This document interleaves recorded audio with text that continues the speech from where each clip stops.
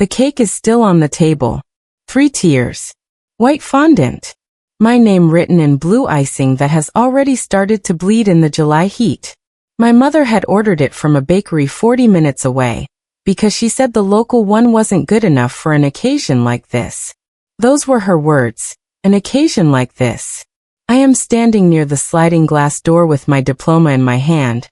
The actual physical document, still in the cardboard sleeve from the ceremony. And I am watching my father say something to my sister Priya that makes her look at the floor. She is 17. She is wearing a yellow dress she saved for herself from her part-time wages at the pharmacy. She has been standing near the folding table all afternoon, because no one has thought to introduce her to any of the guests. My father is not whispering. He is not trying to hide what he says.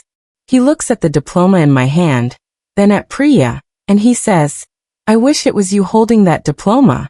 Priya's hands go still at her sides. The cake is still on the table.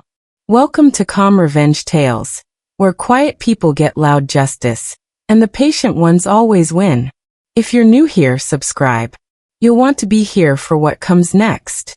My name is Kaveri Nambiar. I am a licensed civil engineer. I designed stormwater drainage systems for municipal contracts in 3 states before I was 32. And I did it while paying my own tuition, my own rent, and for the last 4 years of school and the 2 that followed. Half of my sister Priya's basic expenses, quietly, without anyone in my family knowing about it. Priya was not the kind of overlooked that announces itself. She was not visibly struggling. She got good grades. She showed up. But she had been categorized early in our family's internal logic. I was the one who was going somewhere. And Priya was the one who needed to figure herself out. My mother said this with love. My father said it with something else. What they never noticed was that Priya had been drawing architectural sketches since she was 11. Not doodles. Actual rendered plans with measurements, with sightlines, with notes about load-bearing walls she'd read about online.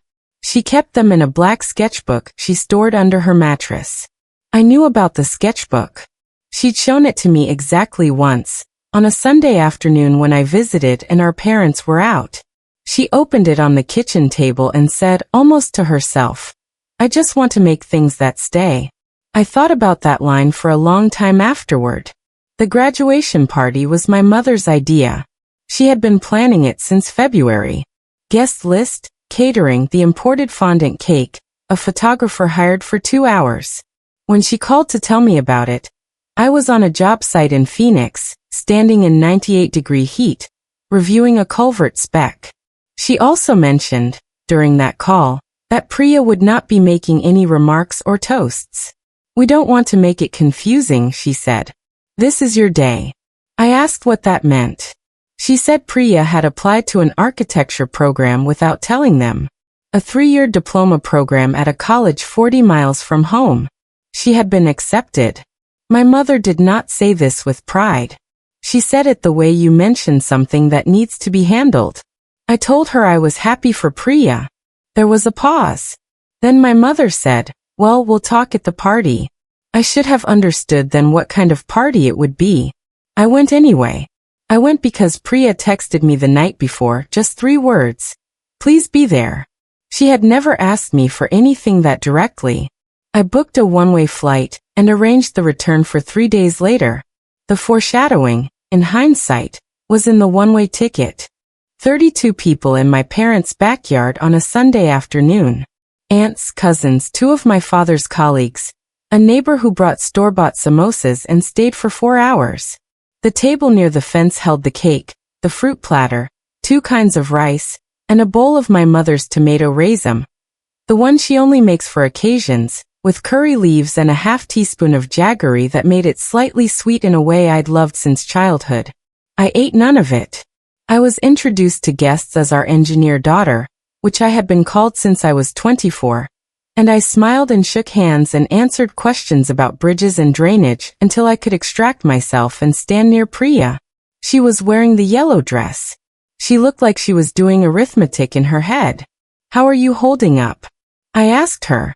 "They told me I can't go," she said. "To the program."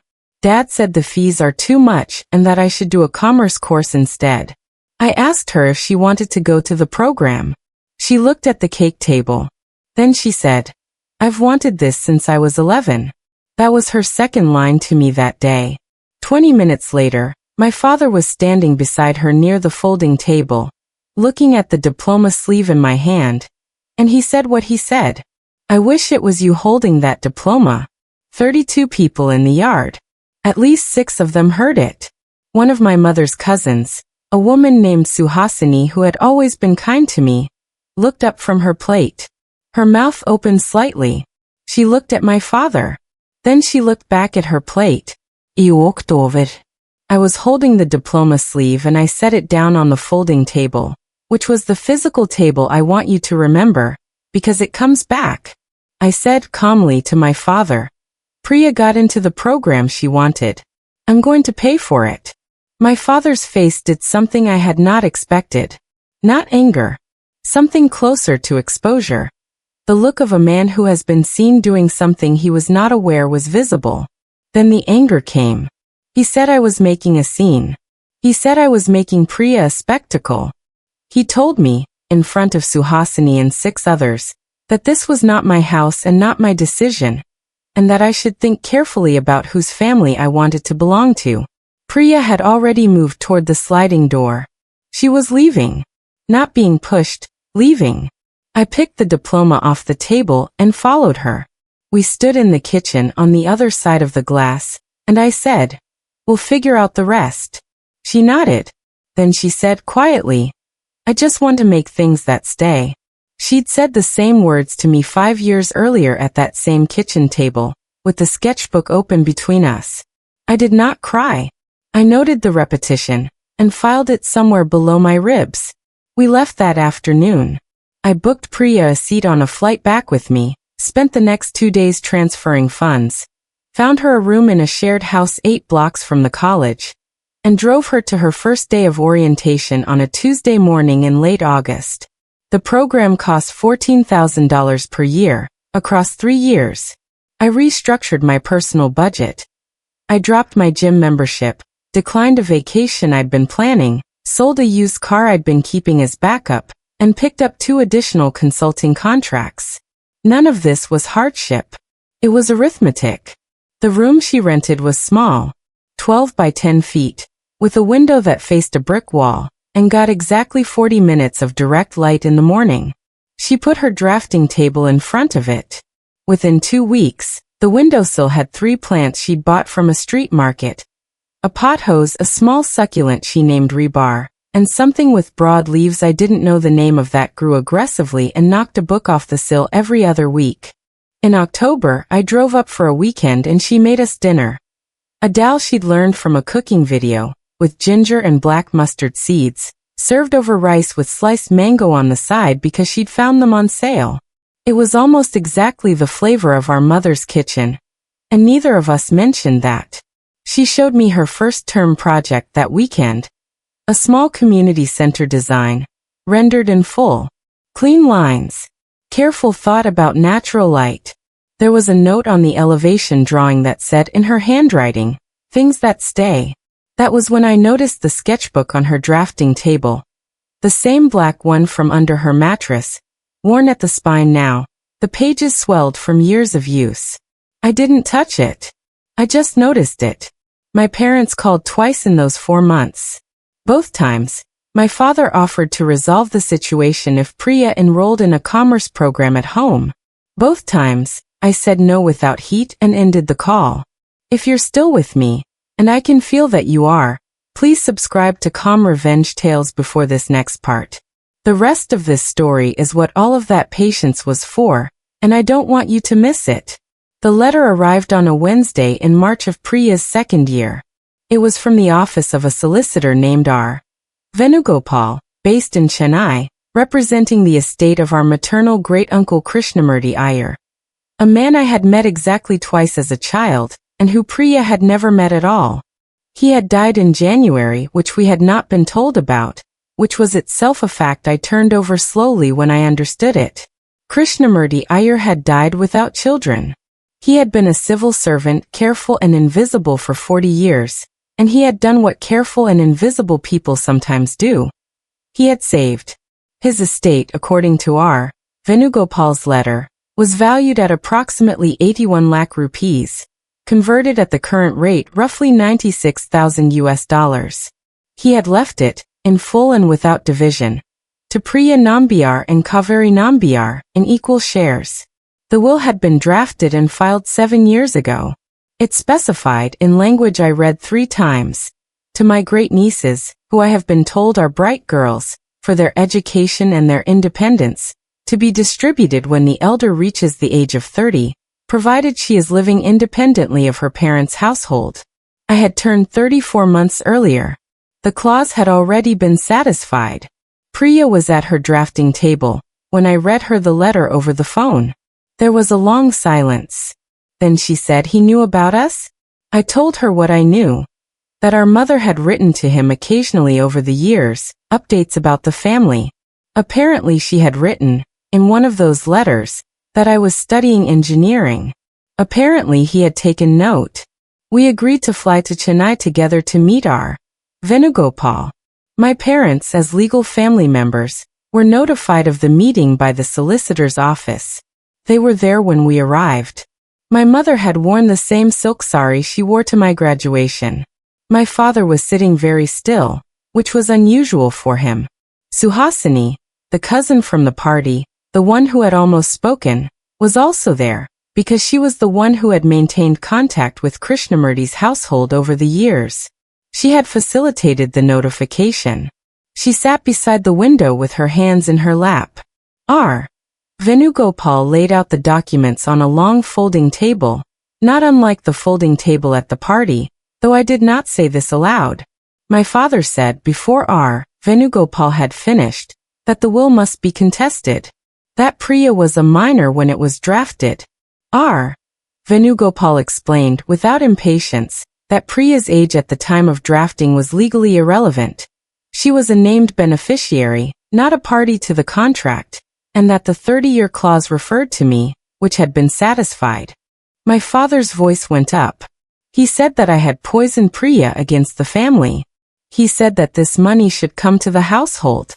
My mother looked at the table. Suhasini looked at the window. Then my father did something I had not expected. He looked at the will, and his eyes went to the clause, provided she is living independently of her parents' household, and something moved across his face. The recognition that the document had been built around exactly the shape of what he'd done, that the man who wrote it had anticipated him, across 7 years and a distance of 1,000 miles. His hands went to the table. He pressed them flat. I was the last to speak. I said, "Priya told me once that she just wanted to make things that stay." I looked at the will on the table. Krishnamurti made something that stayed. I placed the black sketchbook on the table. I had brought it with me with Priya's permission, and I opened it to the first page, where Priya had written her name at age 11, and beside it a small drawing of a building she had imagined. "She's been building toward this her whole life," I said. "The money is hers. Half of it is mine. And I am going to give my half to her tuition and her first year of practice, because that is what I choose to do with it." I did not look at my father when I said that last part. I looked at Suhasini. She looked back. And she nodded. The estate was settled in 90 days. Priya received her share in full. My portion, transferred to an educational trust in her name, covered the remainder of her program, and seeded a small fund for her first professional registration fees. My parents did not contest further. My father retained a lawyer briefly, who reviewed the will and advised him there was nothing to pursue. The 30-year clause was explicit.